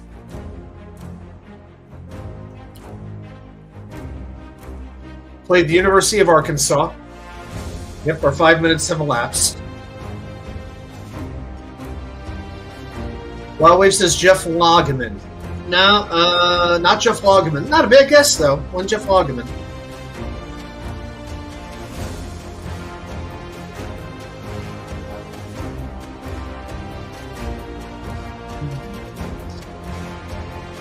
Oh, yeah, he got... Yeah, it looks like he tore his knee and was never the same after that. Wow, his restaurant. His restaurant's been open 33 years down in Texas. He's been quite successful. Okay, I'm going to go ahead and give this one away because I think this is a tough one. The correct answer, let's click the, now let's hit the music. Well, before we end the music, I think, unfortunately, I have to give you all the, I didn't mean for that to loop. I apologize. All right. No, the correct answer is Johnny Mitchell and Ron Farreau, defensive lineman drafted in 1985, was with the Jets for 2 years. He was a starter, and then they switched from a 4-3 defense to a 3-4 defense, and because he wasn't really a fit in that defense, they waived him. He went to the Chargers, unfortunately tore his ACL, and his knee was just never the same again. And then he moved down to Texas, opened up the aforementioned Bar and Grill, and they've been in business for, I guess this year, they opened in 89, so it'll be 35 years this year. So, they've done a heck of a job. So, all the credit to Ron Farreau. All right. Yeah, that was not an easy question. We're going to need some of the big guns for that one for sure. All right, guys, we've got, let's see, it is 11:34. I don't know. I'm willing to do the wheel, but I think let me double check the likes. How we doing with the likes? I think I saw 14 last I saw. Yeah, it looks like we're a little bit short with the likes for the wheel tonight. Oh, no, there's 14. I know there's got to be one more out there. I know there's one more. We do. Yeah, we'll give it one more minute, and then we'll do the wheel. Let's see here. Okay, there it is. So hey, let's look at it this way, Jet fans. Tomorrow's got to be a happier day than today was. I don't think there's any doubt about it. Oh my goodness. Just another day in paradise. But hey, the offseason will be upon us soon enough. There'll be players let go of, new players coming in, and we'll get our hopes up again because we don't know what else to do with ourselves. Because that's what we do. That's what we always will do. All right, I'll tell you what, guys. Let's go ahead. Yeah, we had a pretty good turnout for the show tonight. So I'm going to go ahead and pull the wheel up here. All right, let's see here. So let's go ahead and present. So we'll do our. Oh, yep, we crossed the threshold. Thank you to everybody for doing that. I appreciate it very much. All right, so let's write down. Now, remember, last time we did this, we had the worst freaking wheel we have ever had. It was a nightmare how bad that was. It cannot possibly be that bad again. When Jabari Zuniga comes out as your number one player, you know you're screwed, right? All right, so let's go ahead and share the screen. Let's see, I think I can, let's see, entire screen, allow. All right, and now I got to flip over. There we go, maximize this. Now we have changed a couple of players on here. Going to let you all know that. We changed a few names out, just like 3 or 4 names, just to keep things a little bit fresh. So, you all know what we're going to do. We're going to spin the wheel 10 times, and we're going to create our top 10 list. And let's see if we can get a successful list from number 1, the best Jet on the list, to number 10, the worst Jet on the list. All right. Now, I know when Nick's here, when Tigo's here, whatever, we'll just have a little bit of fun predicting who we think is going to make it.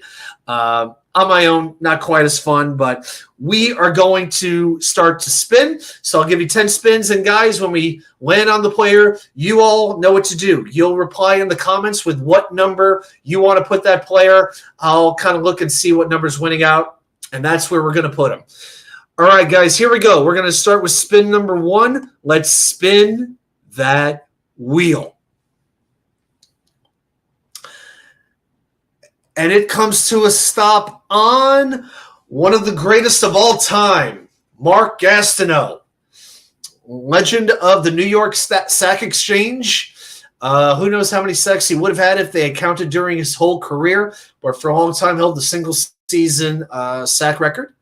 And, of course, did retire a little bit abruptly and had a very, very fatal penalty in Cleveland with the late roughing the passer on Bernie Kosar. All right, well, let's see how y'all are feeling in the chat. I see a whole lot of number 1s. I see a 2. I see a 3. I think for me, I'd be right around a 10. Wild Wave does not trust the wheel. Do you not trust the Wave, Wild Wave, or do you not trust me? That's my question. All right. Well, the ones definitely seem to have the advantage. Jake, of course. Jake, are you really Curly Norman or something? Jake being a little extra negative tonight. All right. I got to be honest with you. As much as I like Gastineau, I think we could do one better than him. I think right now I'm leaning towards a 2. David D is saying a 2 as well. Yeah, we've got a few more ones, but we got like 4 1s, 2 2s, a 3. With Jake, I pretty much have to give it like a 2-spot curve. Yeah, Papayetti is right. He's a top 10 Jet of all time. Yeah, he probably is. You can absolutely make that case. Top 10. I don't know about top 5, but I would. But in the 6 to 10 range, I think I'm good with that. All right. I think right now the ones they've got the lead, so I'm going to go with you guys on that one. I'm going to put Mark Gastineau as our number 1 Jet on this list. Okay. All right. So Mark Gastineau, I think this may be the first time ever we're starting with the number 1 pick. So yeah, this is the first time doing that. Let's go to spin number 2. Let's spin that wheel. And it's coming to a stop on Eric Decker. Okay, well, yep, I mentioned him a little bit earlier tonight. So again, wasn't a Jet all that long. He was actually number 4 on our disaster list on January 25th. I wrote the date down just to commemorate how bad it was. So we have a little bit of room to go here with Eric Decker. Very productive with Brandon Marshall, played really 2 seasons, I think, and then got hurt. So this to me is going to be an interesting one. I could see this being kind of all over the map, but I would expect somewhere in the middle. Jake, can I say one for Mark? I don't know what I'm doing. Whatever number you want, my man, whatever number you want. All right. Well, Rusty's going with a 7. Jets Mess says 6. Papayetti is in between a 5 and a 6. Wildway 5. Harlan Abraham 4. Yeah, this is we're pretty divided on this one. Hank G with a 4 as well. I think 7 is a little harsh so far. I put it this way: I'm confident we'll find a couple of Jets who are worse than Eric Decker on this wheel. I got a good feeling about that. I think 4 is a little. I don't know. I feel like right now I got to go right around the middle here. David D's going with a 5. Yeah, I think a 5 to a 6 is very fair for Eric Decker. Just one here very long, but was pretty dang productive the time he was here. So, yeah, I think the 5s have the slight edge. I think right now I'm going to go with the 5. Yeah, I think we're going to go with the 5. There we go. Let's do that. All right, so we got Gastineau at 1, Decker at 5. Yeah, we're gonna do this. Guys, we'll do one round on the wheel, and we're gonna call it a night. I want to be asleep by midnight. Got to be up at 6 a.m. So, Jake, the scale. So basically, Jake, just in case you haven't been here for the wheel before, just to go through it. We got to assign the number as we go. So at the end of it, we might have 10 great Jets ranked 1 to 10. We might have 10 horrible Jets ranked 1 to 10. All we care about is that we're going like best to worst. That's all we're really trying to do here. All right. So that's kind of the idea. So Eric Decker is our number 5 Jet. All right. So that's 2 spins down, 8 to go. Let's spin that wheel. And it's coming to a stop. This is good. Oh, man, it's stopping on Joe Namath. Ugh, this is why I want to make Gastineau a 2. I guess, though, you could make the case. Some would make the case. Joe Namath is a little bit overrated. He absolutely is the franchise. He is the franchise player. He's the character of the franchise, no doubt about it. But, some people point to the interception mark. But, Namath did win the Super Bowl and was named, I believe he was named MVP, although it probably should have been Matt Snell. But, throwing for 4,000 yards, 14 games, amazing. But, second half of the career, injured a whole lot. So, yeah, I don't think there's any doubt Joe Namath is going to be our number 2. There's no way around that one. But, yeah, I mean, could you make the argument Gastineau is a better Jet than Namath? I guess in a way you could. I guess you could. I personally, I would want to flip them, but But this is what we have. But, I can't say absolutely not. So, all right, Joe Namath is going to be our number 2. And also, yes, Wild Wave, you're right. The curse bearer. That is absolutely correct.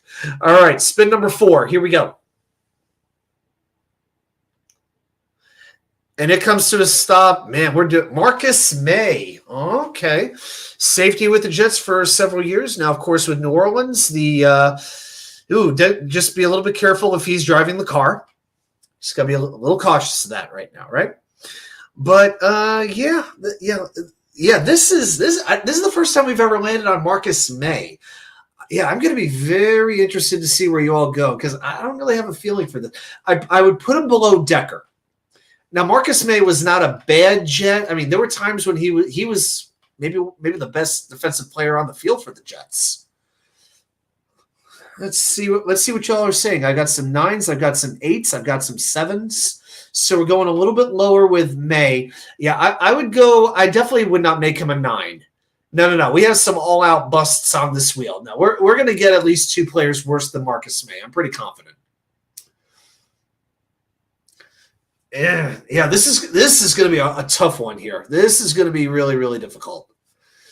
Yeah, Marcus May is one of those guys. You know what? You want to get him very late on the wheel after you have about 6 or 7 down, and then you just slide him in wherever. I would say right now, let's see, we've got one. Okay, 7, 3 7s, 2 8s, 2 9s so far. I guess we could take the average of it and make him an 8. I would be okay with making Marcus May the 8 on here. Yeah. Rusty, it's just I tell you what, I got no control over the wheel where it lands. The only thing I could do is rearrange the I will say this, I did rearrange the spaces. So I moved certain players around. I did do that, and I switched a couple guys out as well. Well, if you want me to choose, I'm going to make him number 8, where it's like pretty close with the 7s, the 8s, and the 9s. So I'm going to split the difference. I think that's pretty fair. I got to be honest, though, I would not have hated making him a 7. I would not have hated it. Not have hated that. Not a bad second-round pick, and for the Jets, that's saying something. Okay, so far we've got, let's recap. Mark Snow at 1, Joe Namath at 2, Eric Decker at 5, Marcus May at 8. So that means to fill, we have spots 3, 4, 6, 7, 9, and 10. All right, so we want to get some decent players, but we got to get a couple of busts. Okay, here we go. Spin number 5. Here it comes. So have another swig here. And we got Randy Rasmussen, who was with the Jets, I think, for about, 13, 14 years. I think outside of kicker, I think he played as many games with the Jets as anybody else ever has. Yeah, Randy Rasmussen was a Jet for a lot of years. A lot of years. Yeah, and I think he was a career Jet as well, if I remember correctly. Yeah, I think I got to look that up. Yeah, for me, Randy Rasmussen has to be either 3 or 4. He can't be any lower than that. Yeah, Randy Rasmussen was a guard for 15 years with the Jets. I'm going to look this up. Was on the Super Bowl team.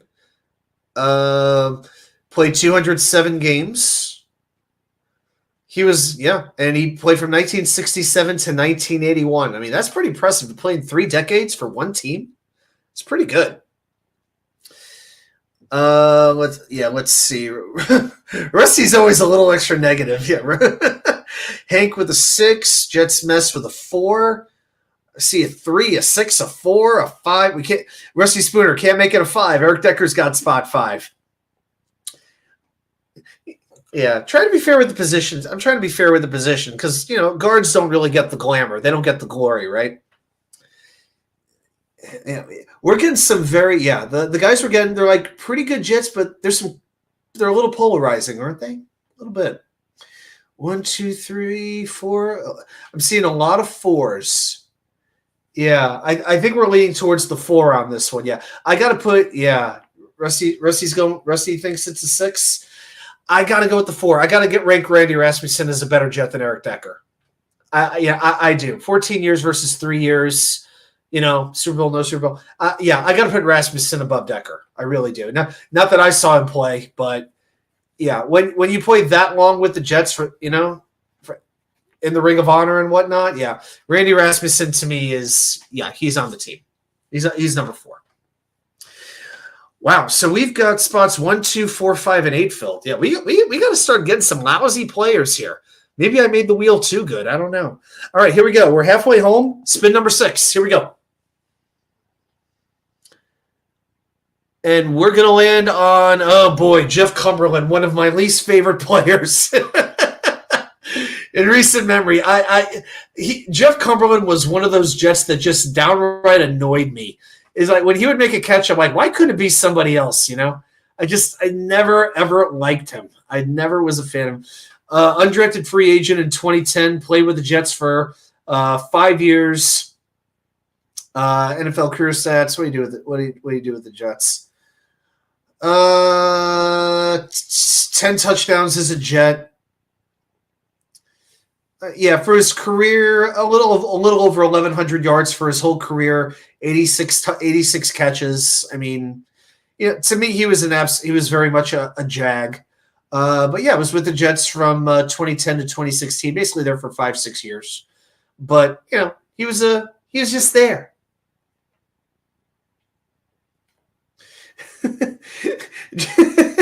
Jake had the post, "Can I dump on a guy now?"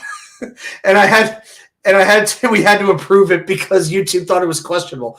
Jake, as long as you're not doing it Vince McMahon style. What, too soon?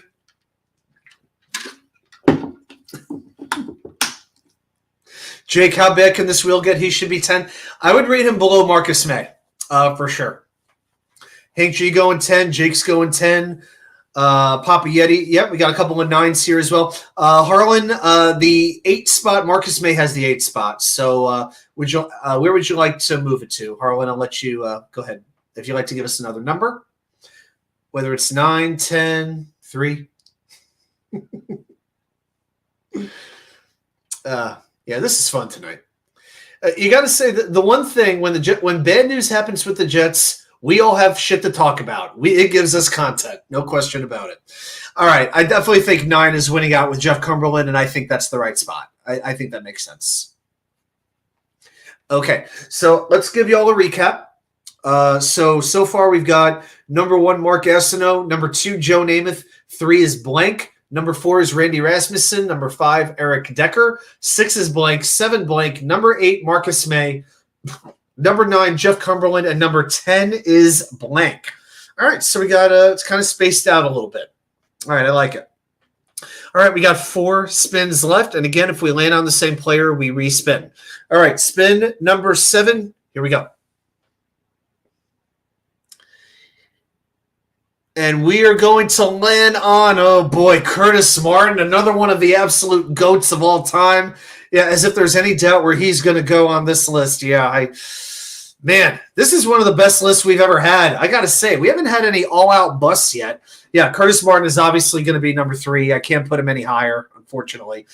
So, I mean, Gastineau, Namath, Martin. I mean, guys, how do we feel about that as our top 3 in that order? I mean, if I had it my way, if we could switch like Martin and Gastineau, I'd be thrilled. If we could switch Martin and Namath, to me, Curtis is probably number 1. Yeah, if we had it our way, Curtis would be our number 1 Jet, no doubt about it. Yeah, I'd put Curtis ahead of everybody if I could. Yeah, this one's absolutely unanimous. Even Jake and guys and everybody. Number 3. Okay, that's as easy as it gets. So now we have spots 6, 7, and 10 left. Let's spin that wheel. Here we go. Spin number 8. Oh, boy. It's coming to a stop on the Louisville Slugger, Calvin Pryor. Oh, the first of the Idzik 12. Is there any? Yeah. He had great hair, and that's about all I can tell you. Great. When he hit, he could hit well, but the problem was he often had no idea where he was going in order to deliver that hit. So Calvin Pryor, is he 6, 7, or 10? Yeah, so many 10s. It's like watching a Ty Dillinger match in NXT from about 10 years ago. 10. Michael Jordan of the dunk contest. 10. Yeah. We should have that, like seriously, like 10 signs, We should have like those 10 signs. That'd be great. Yeah, number 10 is going to be Calvin Pryor. Yeah, I think we got that one pretty much down. Yep, Wild Wave agrees. Harlan, yeah. Rusty Spooner, everybody. Yep. Okay, well, that leaves 6 and 7. So we're looking for 2 Jets to go between Eric Decker and Marcus May. Okay, this is going to be interesting. Let's see how – I just hope we get somebody who's not too great or somebody too terrible. All right, here we go. Spin number 9, here we go. And it's coming to a stop on kicker, the Jets' all-time leading scorer, Pat Leahy. Now, Pat Leahy, some Jets fans really like him, some don't. I will say this. He's one of those kickers from 40 and under, very reliable. But if he had to kick like 50 yards or over, no chance. It wasn't going in. His like career kicking percentage from 50 and up is like 50, 60%. It is not that good. But, hey, it's your guys' call. Do you want to make him number 6 or number 7? So far, number 6. Yeah, the 6s are definitely winning out here. Wow, they're running away with it, as a matter of fact. Papa Yeti is the first one to give him a 7. Okay. And it's going to take a few to make him catch up. Jake's going 7 as well. Isn't he Jim Leahy's brother? Second cousins.